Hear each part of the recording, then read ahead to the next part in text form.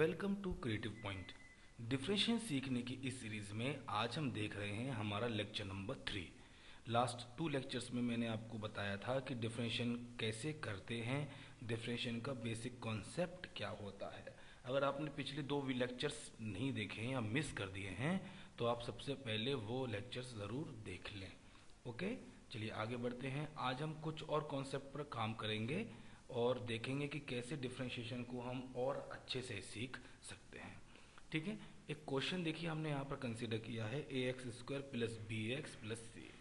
इस पूरे क्वेश्चन में जो आप देखिए a b c कांस्टेंट होंगे, जो मैं पहले ही आपको बता चुका हूँ कि a b c m n o p p q r ऐसे अल्फ़ाबेट्स भी डिफरेंशिएशन में कांस्टेंट कहलाते हैं। यहाँ पर वेरिएबल है x, तो इस पूरी इक्वेशन को हम x के रिस्पेक्ट में डिफरेंशिएट करेंगे। तो देखिए यहाँ पर differentiate with respect to x हम लिखेंगे दोनों साइड, यानी कि LHS में भी और RHS में भी हम फंक्शंस के आगे d/dx लगाते हैं, यानी कि differentiate with respect to x। तो y के आगे भी लगाया है और इस पूरे फंक्शन के आगे भी हमने d/dx लगाया है। अब देखिए ax² अपने आप में क्वेश्चन है, यानी कि एक अलग टर्म है, bx भी एक अलग टर्म है और c भी एक अलग टर्म है, यानी कि इन तीनों को अलग अलग डिफरेंशिएट करना पड़ता है। देखिए यहाँ पर y का डिफरेंशिएशन तो हमने dy/dx लिखा, जैसा हमने लास्ट वाले लेक्चर में भी देखा था कि y को डिफरेंशिएट करके dy/dx लिखते हैं, ये हमने पहले ही डिस्कस कर लिया है। अब देखिए ax² को हम अलग डिफरेंशिएट कर रहे हैं, bx को हम अलग डिफरेंशिएट कर रहे हैं और c को भी हम अलग डिफरेंशिएट कर रहे हैं।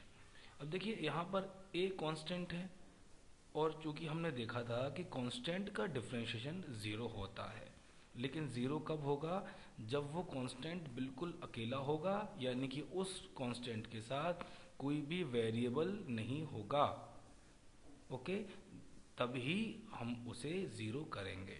तो देखिए यहाँ पर a कांस्टेंट है लेकिन इसका डिफरेंशिएशन 0 नहीं होगा, लेकिन होगा भी नहीं, तो हम ना तो इसको डिफरेंशिएट करेंगे a को, ना तो इसको 0 करेंगे, इसको जस्ट इस डिफरेंशिएशन से बाहर कर देंगे। सिमिलरली इस bx में भी b कांस्टेंट है, b को हम बाहर कर देंगे।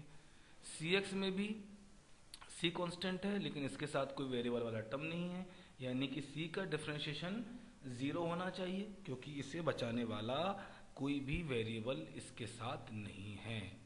तो देखिए यहाँ पर a हमने बाहर कर दिया है, x² को डिफरेंशिएट करेंगे। सिमिलरली b भी बाहर है डिफरेंशिएशन x का, और c कांस्टेंट है और इसके साथ कोई भी वेरिएबल वाला टर्म नहीं है, यानी कि इसे भी हमने 0 कर दिया। ठीक है, यहाँ तक क्लियर है।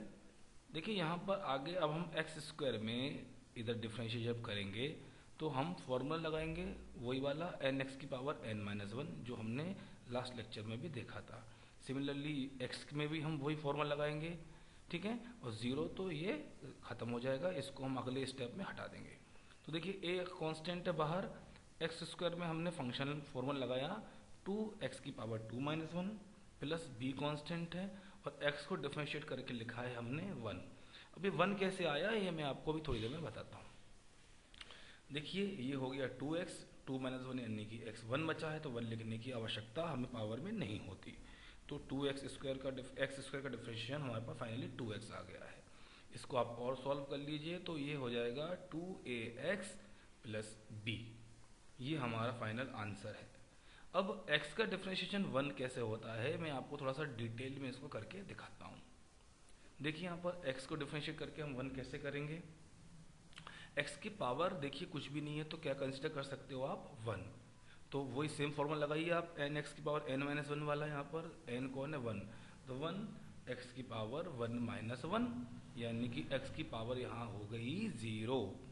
ओके, 0 हो गई, यानी कि देखिए किसी भी फंक्शन की अगर होल की पावर 0 होती है तो उस फंक्शन की वैल्यू यूनिवर्सली 1 कहलाती है। ये खैर हमारा टॉपिक नहीं है, फिर भी हम इसको शॉर्ट में समझेंगे कि x की पावर 0 है या किसी भी फंक्शन के ऊपर अगर 0 की पावर होती है तो उस फंक्शन को हम 1 कर देते हैं। जैसे x की पावर 0 हुई तो हमने x को यहाँ पर 1 कर दिया है। 1 × 1 जो बाहर 1 था उससे हमने मल्टीप्लाई किया, तो ये आंसर फाइनली हमारा 1 आ गया है। तो देखिए x का डिफरेंशियल डायरेक्ट 1 होता है। कोई भी क्वेश्चन आपको मिले जहाँ पर x बच जाए या x को डिफरेंशिएट करने आपको मिले, तो आप उसको इतना सारा करके ना दिखाएं, अब डायरेक्ट वहाँ पर लिख दें x का डिफरेंशिएशन 1। कोई भी यहाँ उसको गलत नहीं कहेगा, क्योंकि इस तरीके से ही इसको लिखते हैं। ये तो मैंने आपको सॉल्व करके इसलिए दिखाया है ताकि आपके कॉन्सेप्ट क्लियर हो जाएं, आपको फाइनली समझ में आ जाए कि 1 कैसे होता है।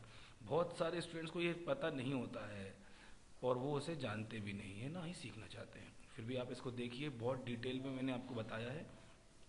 देखिए अगले कुछ टॉपिक्स की हम बात करेंगे कि यहाँ पर देखिए स्क्वायर रूट में, यहाँ पर अंडर रूट में x है, तो यहाँ पर x जो है वो रूट के अंदर है। दो बातें में आप पहले यहाँ पर सीख लीजिए कि कोई भी वेरिएबल अगर अंडर रूट में है, रूट के अंदर है, या वो अपॉन के नीचे है, यानी कि डिनोमिनेटर में है, उसका डिफरेंशिएशन वहाँ पर नहीं होगा। सबसे पहले हमें अगर स्क्वायर रूट के अंदर वेरिएबल दिया है तो हमें वो रूट वहाँ से हटाना पड़ेगा, ठीक है। तो इसलिए ये हम कॉन्सेप्ट यहाँ पर देख रहे हैं। खैर ये बहुत बेसिक कॉन्सेप्ट है, फिर भी आप फिर से इसको एज अ रिविजन के फॉर्म में देख लीजिए। यहाँ पर x है, देखिए इस रूट की डिग्री यहाँ होती है, यानी कि इस डिग्री, इसका बेस, इस रूट का जो बेस होता है वो यहाँ होता है। यहाँ पर अभी कुछ भी नहीं है, तो बाय डिफॉल्ट जो रूट का जो बेस होता है वो होता है 2, ठीक है। तो यहाँ पर कुछ भी नहीं है तो हम 2 कंसीडर कर लेंगे कि इसका बेस 2 है। 2 बेस में 2 होने का मतलब होता है स्क्वायर रूट। तो जैसे ही आप यहाँ से अंडर रूट का साइन हटाओगे, इस x के ऊपर या यहाँ पर कुछ भी और होगा उसके पूरे के ऊपर, होल के ऊपर पावर आ जाएगी 1/2, ठीक है। सिमिलरली देखिए यहाँ पर बेस में है 3, तो ये 3 वाले को हम क्यूब रूट बोलते हैं। जैसे इसको आप रूट हटाओगे तो इस पूरे x के ऊपर पावर आ जाएगी 1/3, क्योंकि यहाँ पर 3 है तो 1/3 आ जाएगी। यहाँ पर कुछ भी नहीं था, 2 था तो 1/2 आ गया। यहाँ पर 4 है तो 1/4 आ गया। यहाँ पर 5 है तो 1/5 आ गया, या कुछ और होगा तो वो भी आ जाएगा। तो ये तो हमने ये देखा कि कैसे हम किसी फंक्शन को रूट के अंदर से बाहर निकाल सकते हैं, ठीक है। ये हमने देखा। अगला एक और कॉन्सेप्ट है कि अगर हमारा कोई वेरिएबल स्क्वायर रूट में है या वो अपॉन के नीचे है, जैसे यहाँ पर देखिए आप, मैं एक एग्जांपल ले रहा हूँ कि यहाँ पर रूट में भी है और वो अपॉन में है, ठीक है। तो हमें इसे दोनों ही काम करने हैं इसके ऊपर। इसका हमें ये रूट का साइन भी हटाना है और इसे अपॉन से, अपॉन के नीचे से अपॉन के ऊपर यानी कि न्यूमिनेटर में ही शिफ्ट करना है, तभी इसका डिफरेंशिएशन हो सकता है। तो देखिए यहाँ पर डिग्री यानी कि इसकी पावर, यानी कि इसका बेस 2 है, तो यहाँ 3 है सॉरी, तो हमने इसका रूट यहाँ से हटाया तो इसके ऊपर x के ऊपर पावर क्या लगी 1/3। अब ये डिनोमिनेटर में है, अपॉन के नीचे है, अभी भी इसका डिफरेंशिएशन नहीं हो सकता। हमें कोई भी वेरिएबल अगर हमें उसका डिफरेंशिएशन करने मिलता है, कैसा भी वेरिएबल हो, हमें उसका डिफरेंशिएशन करना है तो वो वेरिएबल हमें न्यूमिनेटर में ही चाहिए। अपॉन के नीचे अगर वेरिएबल है तो उसको डिफरेंशिएट नहीं कर सकते, ये बात आप समझ लीजिए।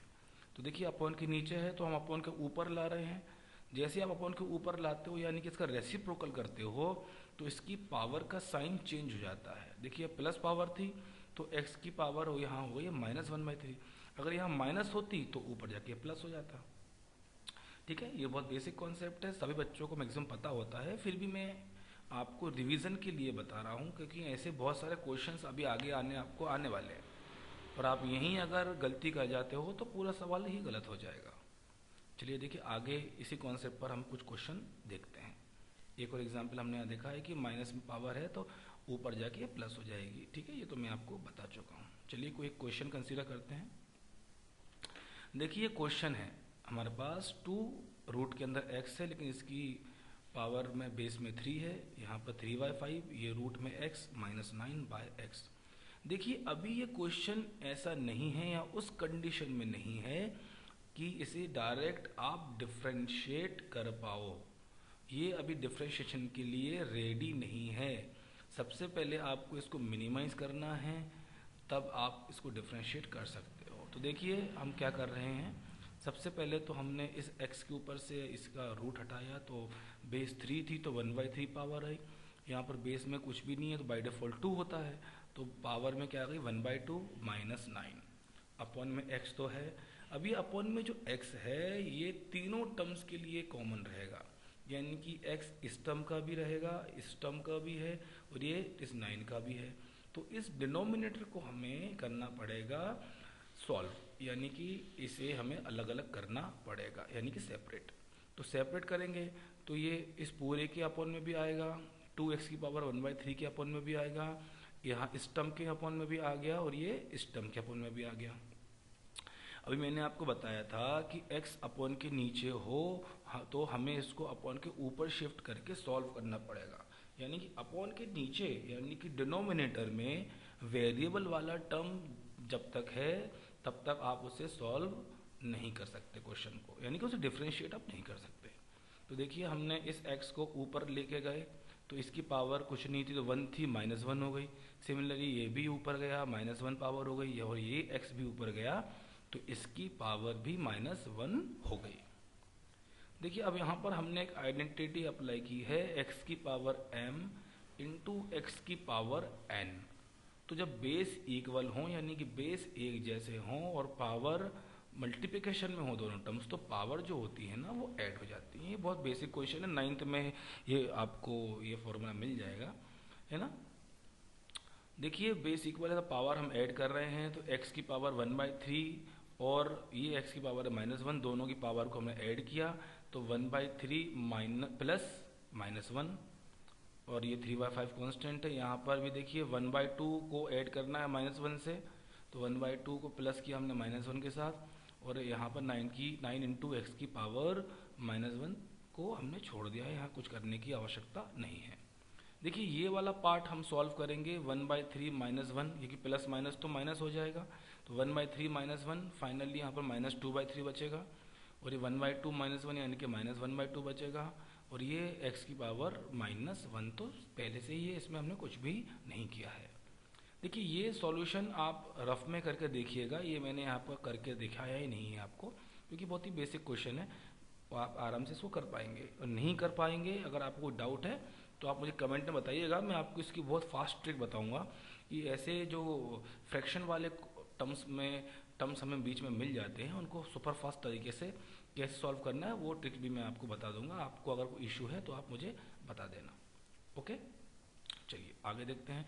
फाइनली ये क्वेश्चन देखिए अब डिफरेंशिएशन के लिए रेडी हो गया है, यानी कि यहाँ पर x इस वाले टर्म में देखिए x बिल्कुल सेपरेट हो गया है, यहाँ पर भी x हमें बिल्कुल सेपरेट टर्म के फॉर्म में मिल गया है, और यहाँ पर भी x हमें बिल्कुल सेपरेट टर्म के फॉर्म में मिल गया है। यहाँ पर फाइनली डिफरेंशिएशन अब इसका हो सकता है। अभी तक हमने इसको डिफरेंशिएट नहीं किया है गाइस, हमने सिर्फ इसको अभी उस लायक बनाया है कि इससे डिफरेंशिएट कर सकें। अभी तक इसे डिफरेंशिएट नहीं किया गया है, डिफरेंशिएशन तो होगा अब। तो differentiate with respect to x, दोनों साइड हमने dy/dx लगाया है, 3/5 कांस्टेंट था, मैंने डायरेक्ट बाहर लिख दिया है, 9 भी यहाँ कांस्टेंट था, बाहर लिख दिया है। ठीक है, सिमिलरली पहले की तरह हम यहाँ पर वही फॉर्मूला अप्लाई करेंगे, n x की पावर n-1।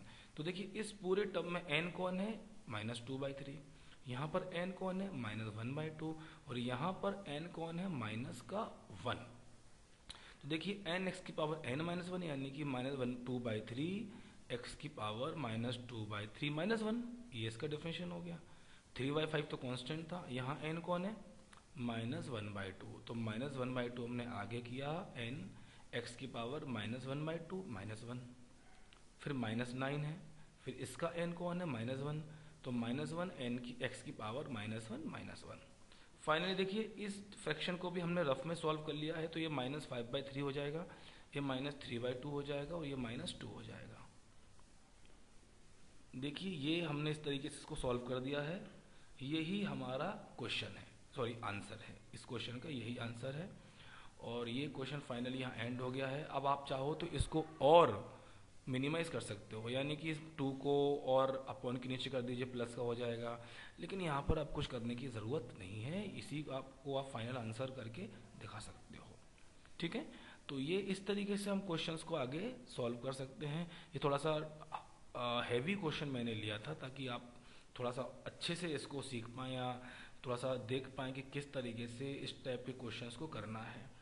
तो आपको कोई भी डाउट हो, वैसे तो मैंने पूरी कोशिश की है कि आपको समझ में आ जाए, और फिर भी आपको कोई डाउट है कमेंट में आप मुझे बताइए, मैं आपको दोबारा से और इजी तरीके से समझाने की कोशिश करूँगा।